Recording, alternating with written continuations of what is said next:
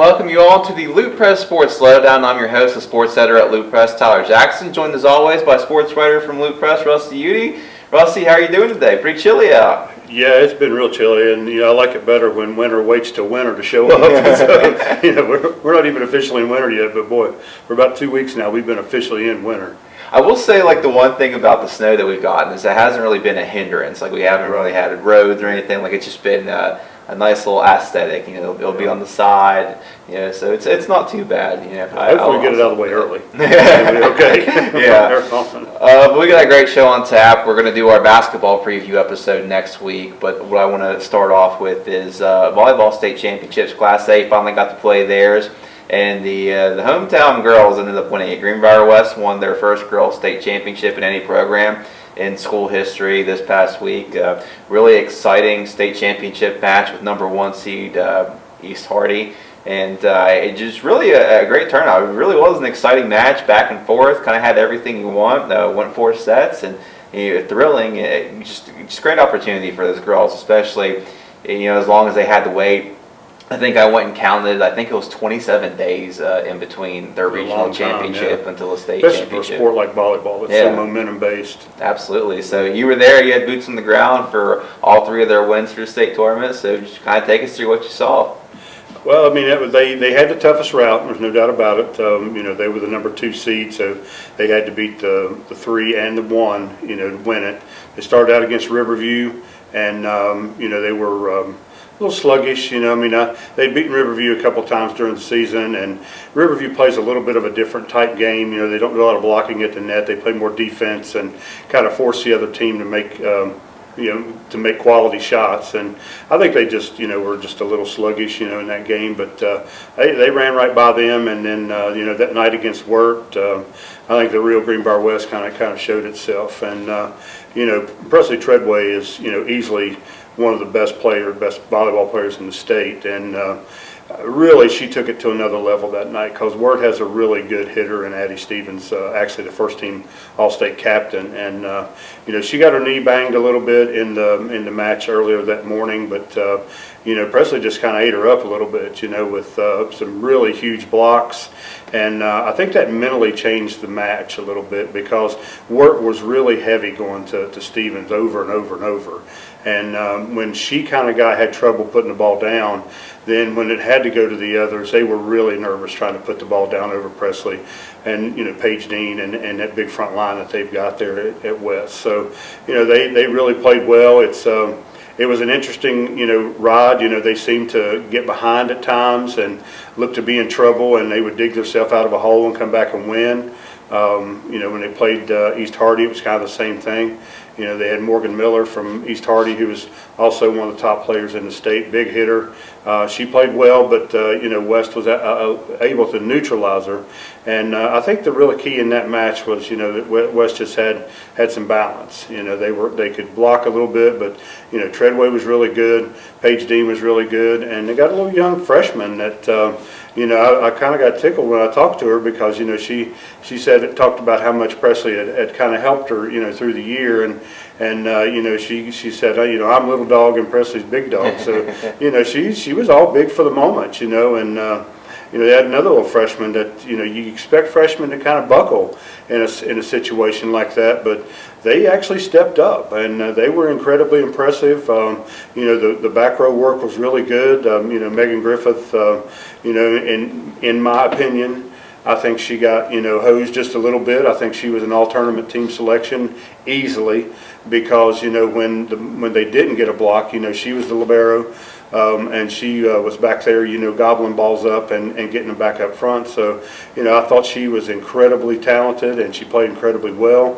Unfortunately, a lot of times the back row, and especially libero, kind of goes, not unnoticed, but it's not the drama, the dramatic glory position. And I think she definitely deserved that. But bottom line is, West got to put their name on the final line. It says state champion, and Coach Joe Robertson really talked at the first of the year like he felt like this was a possibility.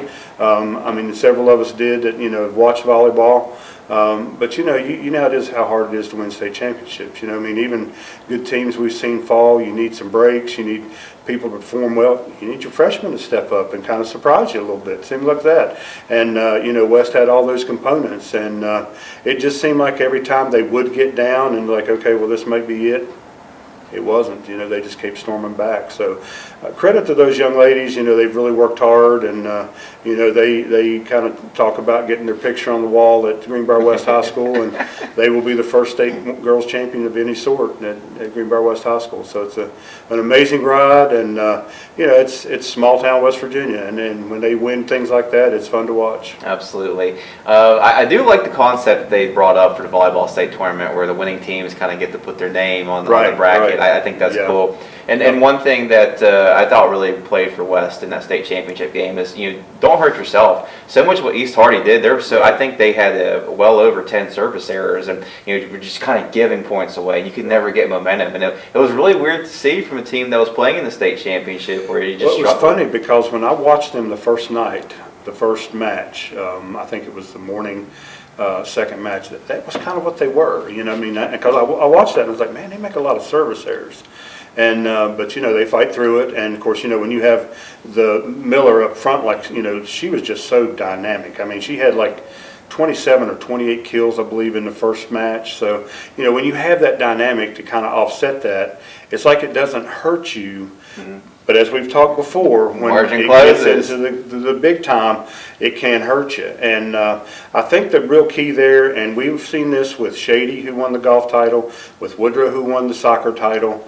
If you look at their schedules, because I looked at East Hardy's schedule, and I'm like, who did they beat to get here? Because I really felt like West was the #1 seed. Mm-hmm. But that, again, was my opinion.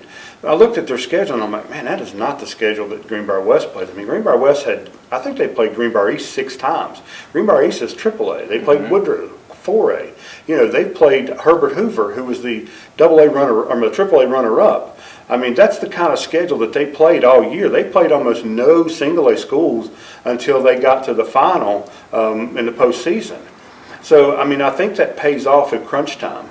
And once East Hardy got down 2-1, those serves that were coming easy in the first couple of sets, they weren't so easy anymore, and it gets nerve-wracking. And, I thought the difference was that they had seniors on their side that really didn't answer the bell in the moment, when West over here has seniors definitely answering the moment, but they've got freshmen answering the bell because they have been there. They have had to hit against those big girls, those big teams. So I think that was a lot of it was just, you get tight.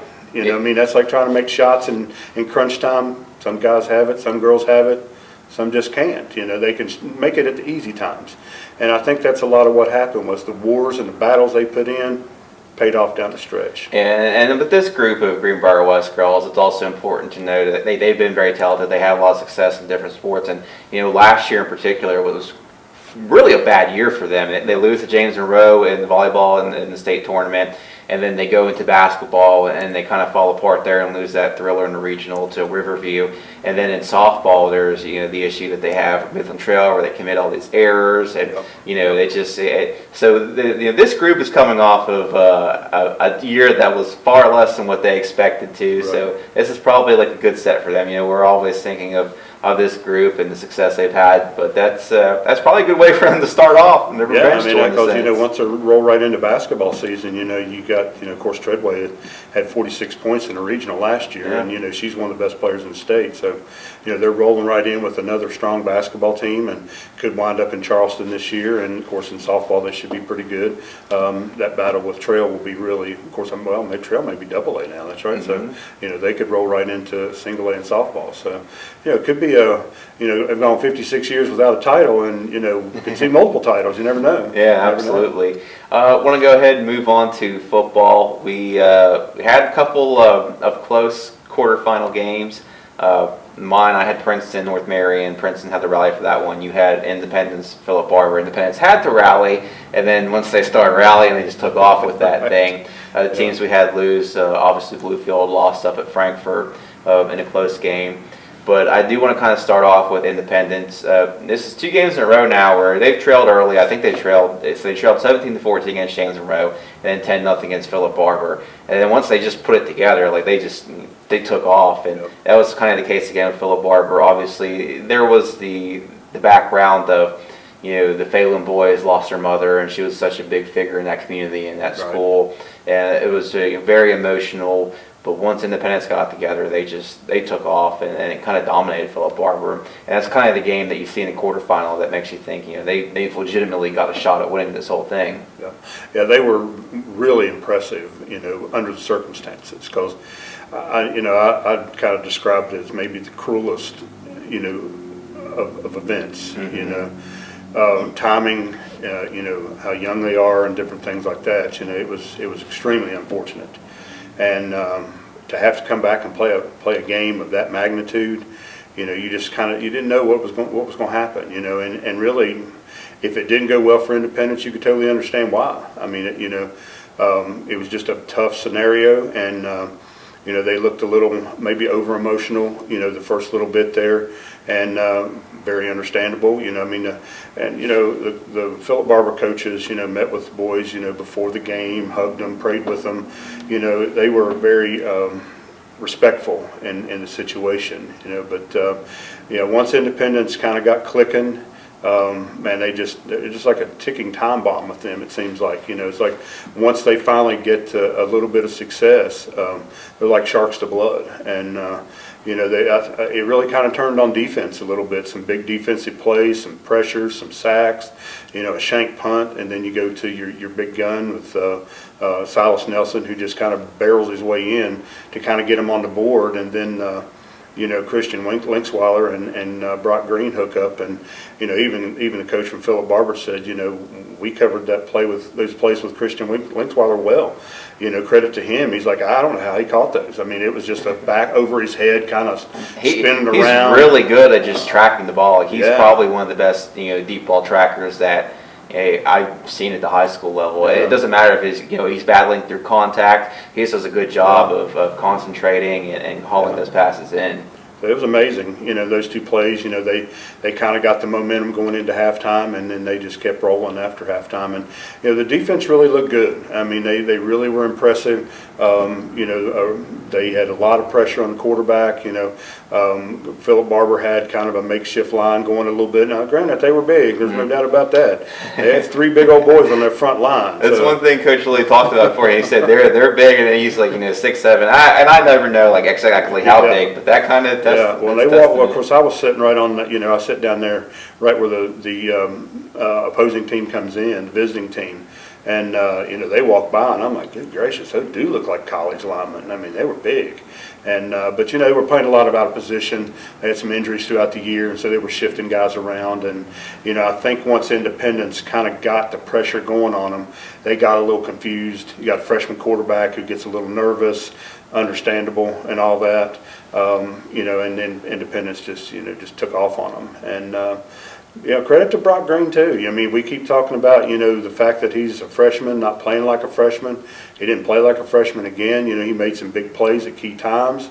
And then, once they got it rolling with Nelson, it was typical Independence. And, it really did, to me, I haven't seen them a lot this year, but it looked like one of their best games that they played, overall. And, I think Rome's going to have hands full with them because, they're kind of one-dimensional themselves. They kind of run it a little bit. They maybe throw it some every now and then, but it's not like, something that scares you at that point. So, if being one-dimensional against Independence could be a tough night. Yeah, that's kind of, I want to go ahead and move into that game, the semifinal matchup. Independence is going to Roane County for the second consecutive year. Set the stage, Independence went there last year as the 14th seed. Roane was the number 3 seed. Independence laid it to them. A turnover, scored off a ton of turnovers, scored off interceptions. They really got them out of their game. I think they scored on special teams as well. And I think it was like a 51-24. So it was a good 3-score victory for Independence at least. And a lot of kids that were impactful on that team are gone. Tyler Linksweiler. So I keep getting Linksweiler mixed up. Tyler Linksweiler, the running back, and then Trey Bowers. But you also have Silas Nelson, who's back, and just a lot of really good players that were a part of that team. And Independence has had a lot of history with Roane County. In 2021, they stormed back to beat Roane, and so they're very familiar with each other. These senior classes have essentially met 3 times throughout their playoff lives, and Independence is 2-0 in those matchups.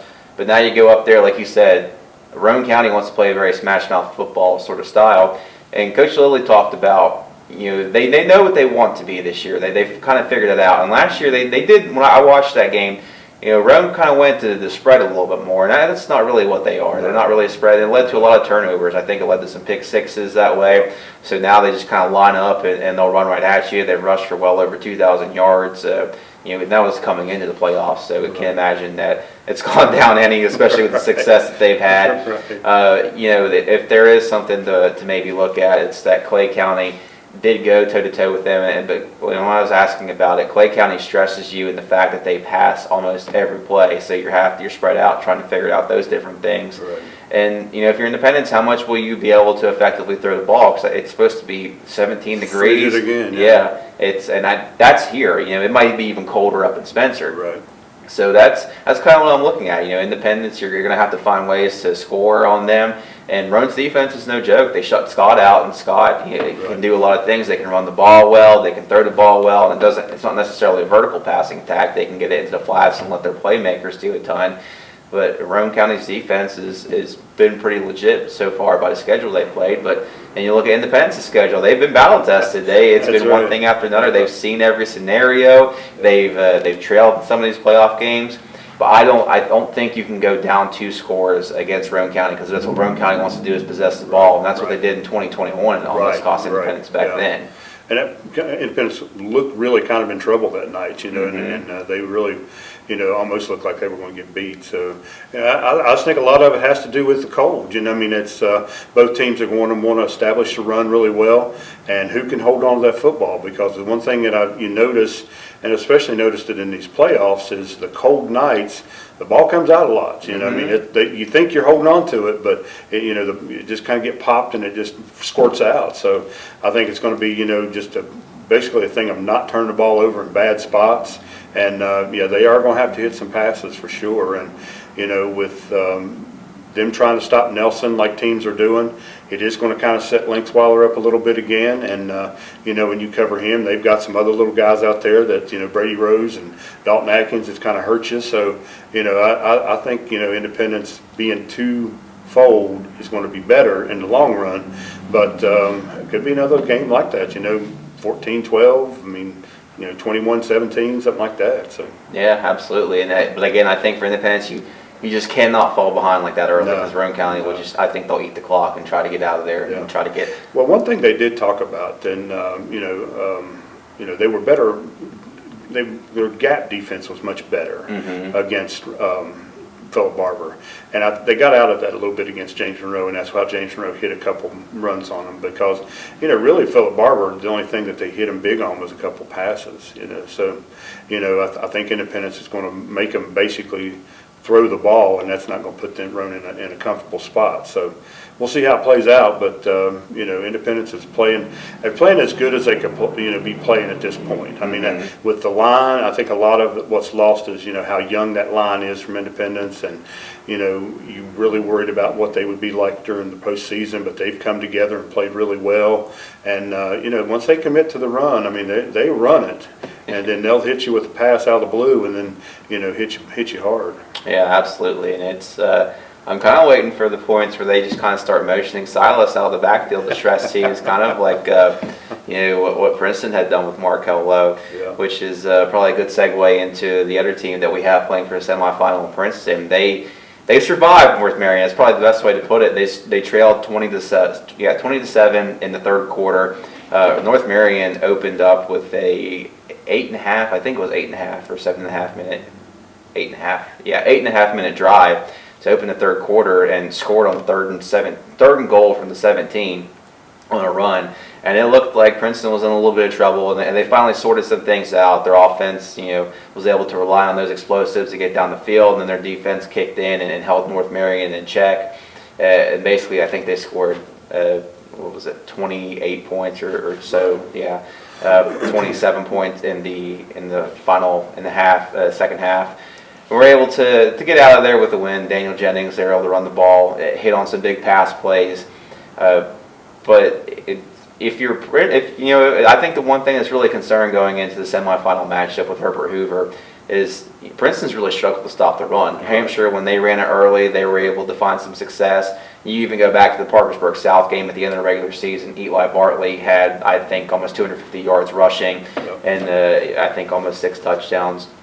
And then you go against North Marion. North Marion, you know what they want to do. They want to run the game. They want to shorten it. And that's what a lot of teams want to do against Princeton because they don't want to contend with their offense. And Herbert Hoover's probably a team that can contend with their offense. You know, they still want to run the ball. They do a lot of quarterback run game and run game with the running back. But it's going to be another cold one. It's going to be 17 degrees. I think the wind chill is supposed to be down to 3 degrees. Yeah. So it's going to be extremely cold. This is going to be a game where it's going to be decided a lot in who can run the ball and who can do it in the fourth quarter, I think. And if you're Princeton, if you get behind early again like that, I don't think you'll be able to crawl out of a 2-deficit hole against Herbert Hoover because of how good they are. And game planning wise, we talked about Joey Fields last week, and what do? They punched Oak Hill in the mouth in a way that neither of us thought was going to happen. Right. Before you know it, you blink, they're up 28-0. Yeah. So if you're Princeton, you got to figure out a way to get rid of the miscues and start fast and get your defense settled in. Find some way to attack the run because, like I said, it only gets harder. This is going to be the best run game that they faced to this point in the season, and it's going to be a challenge. It's against Oak Hill was the first time I've seen Hoover since first of the year against Independence. Mm-hmm. And naturally it's first game of the season, so you expect some improvement. But there was a lot of wow moments in that game. I mean, Dane Hatfield is just unbelievable, and he's got weapons around him, as much as he runs it and different things like that, can throw it. They just provide something that other teams just don't have, with that dual threat. It's a serious dual threat. And I don't know. I mean, I remember when very first night you covered Capital and Princeton, and Capital kind of ran on Princeton a little bit, and I'm thinking, Capital, I thought they would be good eventually, but right off the crack of the bat, and they're kind of hitting Princeton a little bit, and that trend's kind of continued as we've talked about, and the Hoover can definitely run the football. Now a lot of that's Dane Hatfield, but Fisher Kid's really good too. Yeah, he's like a running back. He can play. He is a good quarterback, but he's like a running back. And he just made Oak Hill look really bad. And no defense outside of Princeton. No offense outside of Princeton had made Oak Hill look bad. Mm-hmm. They'd scored some points, but nobody made them look bad. And Oak Hill was never in that game. They were never in that game. Right off the bat. That really was a very surprising. I wasn't surprised that Hoover won.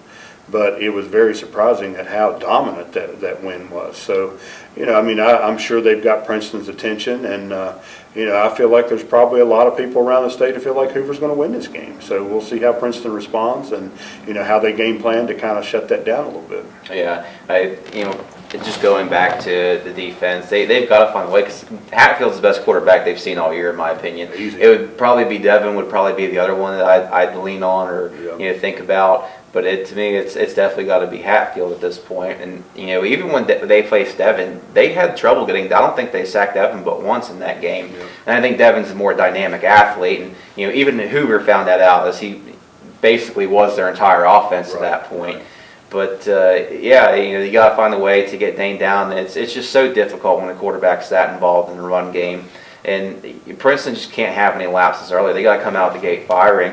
If you fall behind, it's just hard to get those stops. Yep. And defensively, what do your linebackers have for this team? Are you able to stop the run? It's to the point where they're trying to move kids around just to find solutions. They played Caleb Kaiser at linebacker a little bit, and they're still struggling. They're still trying to find whatever they can because say you do beat Hoover, and up next is likely going to be a Bridgeport team that's the final boss of running the ball and explosive runs. So you've got to be able to do that. I think it's going to come down to I think that they're going to have to find a way to. It's going to be Daniel Jennings. I think you're going to have to run the ball. Who wants to tackle the 6'3" Division I athlete when it comes down when it's cold and it's coldest and it's almost 10 o'clock? Yep. I think that's where they're going to have to win it because I think Hoover's going to try to, depending on how the wind and everything is, maybe put a bracket on Brad Mosser and hey, we're not going to let your best receiver beat us, or you're not going to let your passing game beat us. Line up and we're going to go after you guys in trenches and see if you can beat us there. I think both teams create a serious problem in the running game, and you have to commit people to that, and then that does bring out the wide receivers that they have. And while Hoover maybe don't have a name like a Mosser or something like that out there, they have kids that can really catch the ball and do some damage after they catch the ball. So I think it's you don't have to be a genius to understand football that you've got to stop the run to start with. But, you definitely have to be able to control that passing game just a little bit. And they're kind of mirror images of each other. They're tough to stop as far as running goes. And when you do commit people to that, then they've got wide receivers that can really hurt you. So, I just think, this is a game where I think emotions will be pretty high. And, we've talked about Princeton throughout the year. Can they kind of keep that under control and do what they do best? And if they can, then I think they have a really good shot to win this. But, I think, I don't think we're going off the edge to say Hoover's probably the best team they've played all year right now. Hoover's good. Yeah. They're really good. Absolutely. And, whether, if whoever gets up early in this game, if you're up 21-0 or something like that, especially like midway through the second quarter, if it goes like that, and one of those teams has to take to the air. I don't like going to the air in 3-degree wind chill. It's going to be extremely difficult either way. Kids' hands are cold and everything. I think I saw a quote from, it may have been like Charles Tillman, who played cornerback from the Bears. He said they were playing like negative 15-degree wind chill one time, and he was just like, man, he said, I just don't want to make a tackle. He said, it's just cold. He said, once you get to below 20 degrees, he said, cold is cold. It's just, it doesn't matter. It's just like, it's freezing. It impacts you, and at the high school level, it's going to be very much the same. These kids, are you going to be able to catch these passes and track them and haul them in the cold, or are you going to want to do that? So it's difficult. Yeah, holding on to the ball gets hard, even throwing it. But, you feel like that kind of weather has just got Daniel Jennings' name written all over it, because you're right. After he plows you a couple times, you're like, man, this is going to hurt. This is going to hurt bad. And, anytime you try to play defense and play tackle football with the mindset of this is going to hurt, you're in trouble. Yeah, and I think there's an added layer, too. Like, nobody wants to be the D1 kid that, didn't win or anything like that. Right. And that's that comes with territory. Whenever you're committed to Penn State or any big D1 program, everyone wants to talk and say, oh, well, he didn't do that much against us or something like that. And that's the same thing. If Hoover wins, that's what they're going to say. They're like, oh, D1 didn't matter to us. So go out there and then show them your best. Prove them wrong. You got to plow through them and do it on defense too, man. You get a chance. Like I said, I don't think that Jennings can make up enough ground to Kennedy to actually win it. But if you get there and you sack and hold Dane Hatfield in check, that's it really helps your case a little bit. I'm interested to see how this goes because I really felt like Hoover was a really good team all year, and when they actually put it to Oak Hill like they did, I tell you, that really kind of opened my eyes even more. And I'm like, well, I don't know, maybe they are scary enough to get this thing through. Yeah, absolutely. We'll see. Absolutely. Yeah, you have any final thoughts before we wrap this thing up? No, I'm just glad that I don't have to be in the sidelines on this one. I'll be covering basketball. I joke with everybody. That's what basketball and volleyball have. Over football nice and soccer even. Just like I don't freeze. So. Yeah. But I think it's going to be a good. Fun to watch our two area teams to see how they do, and of course it'd be great if they can make it to the finals. But making semifinal round in high school football is special, and congratulations to them. Hopefully they can keep rolling. Absolutely, you hit on that. But that's not one thing that we had. I remember after my first football season. It was 2017. Dan Stillwell, who we worked with at the Register Herald, he's like, "Yeah, don't get used to it. Our football teams usually aren't very good." And we had I think we had like 5 or 6 that made the playoffs that year. Yeah. And now it's been a yearly occurrence where we have teams that are running into the semifinal round and running into state championships. The last 2 years we had 2 that played in state championships. And if Princeton and Independence win, there's an opportunity for that again. So it's just absolutely, it's a great job. It's a great accomplishment either way. It should be a lot of fun to watch, and we'll see what happens there. Yep, and final congratulations to the girls from Greenbrier West. Absolutely. That's big time. That's big time. A lot of fun. Yep. Well, that's going to wrap things up for this week's episode of the Lootpress Sports Lowdown. For my co-host, Russ Udy, I'm Tyler Jackson. Obviously, shout out to our producer and editor, Austin Sims. We'll see you again next week.